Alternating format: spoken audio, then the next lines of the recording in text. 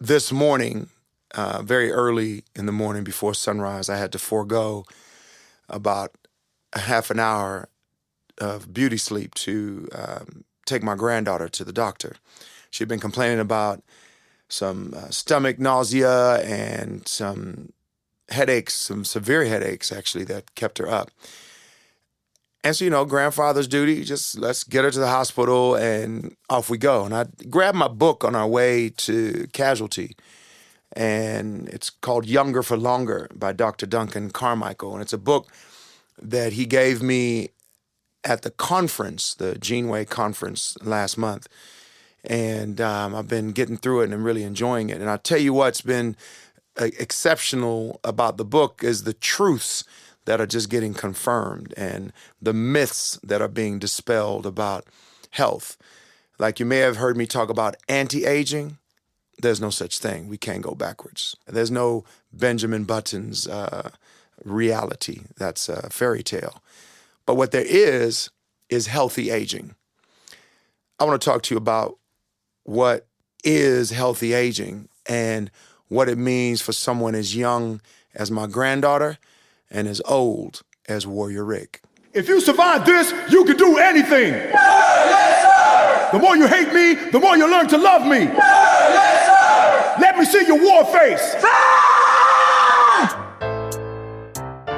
Hello, everybody, and welcome, or even welcome back to Warm Up with Warrior Rick. Healthy aging. That's right. Stop talking that anti-aging. Stop thinking about those magic potions, quick fixes. Stop doing the wrong things and thinking that you're going to get away with it. One of the key learnings I got is that, you might only live an extra 10 years. Life expectancy has moved into the early 70s now from the middle 60s, right? Because of medicine, because of nutrition, because of right living. And you might only get into your middle 80s. You might say, well, that's a lot. I don't know. You may think that's a lot or a little, but another 5 to 10 years of life is wonderful. But what's even more important than that with healthy aging is that last 10 years of your life, you don't have to go through as much pain, right? Statistically, you don't have to, be hospitalized and have all those medical bills that someone who doesn't pay attention to their nutrition, their exercise, their rest, and their stress management, what they have to go through. Man, it's horrible to be diagnosed with something in your 50s or your 60s or earlier, and to have to live with it for 10 to 15 years with lack of mobility, lack of energy, pain, and that's just not, a desirable way to live. Look, medicine will keep us alive for longer, but the irony is that just because the medicine can deal with fixing a problem, it doesn't necessarily make you healthy. Did you get that? You might fix. You might have a heart attack and you can come back from the heart attack, and you might have a stroke, come back from the stroke, fix the diabetes with insulin, but you still haven't solved the long-term problem. You may have fixed the short-term issue, but the long-term problem may still reside, and that's why preventative medicine is so much better than synthetic reactive medicine. So I choose healthy aging, and I want you to do it as well. And I want to give you some tips, and these tips can help your granddaughter or your child, or if you're a young person listening, can help you, and it can even help, our older veterans approaching their 90s, or maybe even like my dad, who's 94 years old. Dad, you listening? I'm gonna break it down to him. This is how it is. The first thing that we need to get clear on is that this eating thing should happen when we're hungry, okay? So the nutrition that you take in your body should help you do the work, and it should help you recover from work.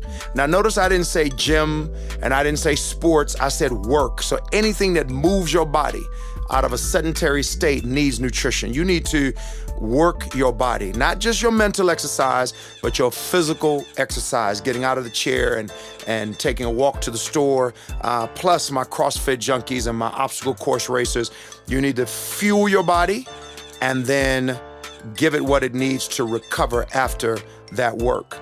So nutrition becomes a proper factor in the formula for healthy aging by connecting it to the work. So that means eat when you're hungry. It means eat when you need to recover. It doesn't mean eat breakfast at breakfast time, lunch at lunchtime, dinner at dinner time. You know, I remember when I first started the exercise thing, way back, high school and, after university. And it was really about, how ripped I could be, how buff I could be. We called it buff because, we wanted to be big and solid. And I remember the term of eating 5 times a day, making sure that you eat every 3 hours. And that's still true for bodybuilders. If you're a bodybuilder, if there's certain sports that require you to eat that amount of food, then that's fantastic. But here's the thing, when you move into your 30s and you are less active and you're not doing bodybuilding for a sport, you should try to move into a formula of calorie deficit. You should reduce your calories. You don't need that amount of food to sustain your life and to live a healthy lifestyle into your 70s and your 80s. Obesity, overweight, and inflammation, this word that keeps coming up in Dr. Duncan Carmichael's book, inflammation. That's what's wreaking havoc on our bodies and causing and perpetuating diseases, cancer, heart disease, stroke, Alzheimer's. All those things come from inflammation. So if you think about your body overworking to handle bacteria and overworking because of too much glucose and overworking because you haven't looked after yourself, and your body goes into self-automation, involuntarily doing things to fight back bacteria, that's what can also cause disease. Interesting, hey? It sounds counterintuitive when you think about the body trying to help you live longer and to satisfy your need for repair. It's also injuring the body as it's repairing today, and not necessarily thinking about your life 5 to 10 years hence. So nutrition linked into work and to recovery, not to a meal plan according to normal people. You know what normal people are, right? The mundane, the mediocre out there telling you that you need to eat often.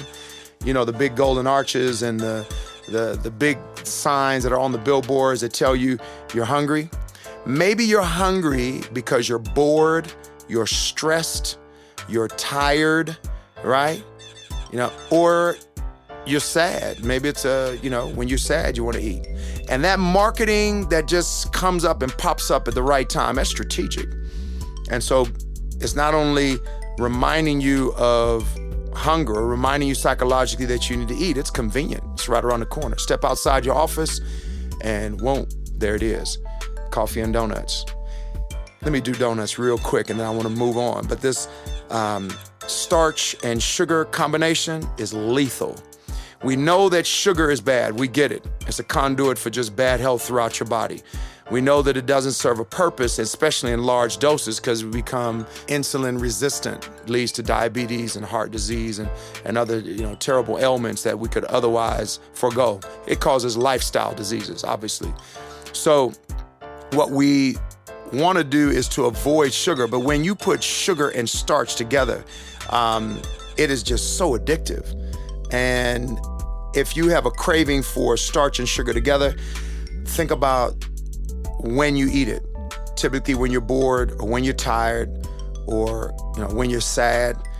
And we need to look at how we can restrain from that. Think about intermittent fasting, a lovely way to combat it, to put into place a plan that every other day, once a week, once a month, whatever you can sustain and get started with, is to try to break from eating so that you don't complicate the body with too much to handle at once as it repairs itself daily.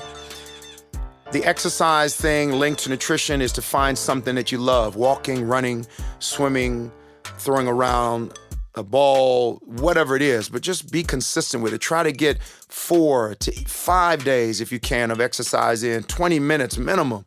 Sweat, exert yourself, get those toxins out, clean out the liver, and it'll help you to drink more water as well. The last bit is rest. Man, that rest is so important, and I've talked about it before, but just turn it off. Turn off the technology, turn off the television, be in that space of complete tranquility and gratitude, and be thankful that you have food to eat and that you got water to drink and a roof over your head and you have a place to exercise, a place to meditate, and that you're not in a hospital. How's that? And then just rest easy and be thankful for what you're able to get done that day in preparation for the next day. Nutrition, exercise, rest. That's all tied into stress management if you link it all together.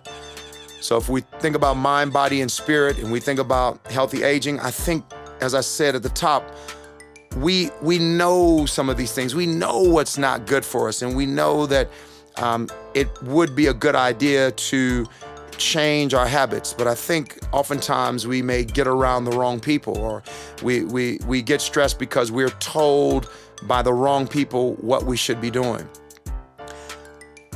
I'm no authority on nutrition nor on sleep or sleep deprivation, not even a personal trainer. But what I can tell you, what works for me is balance.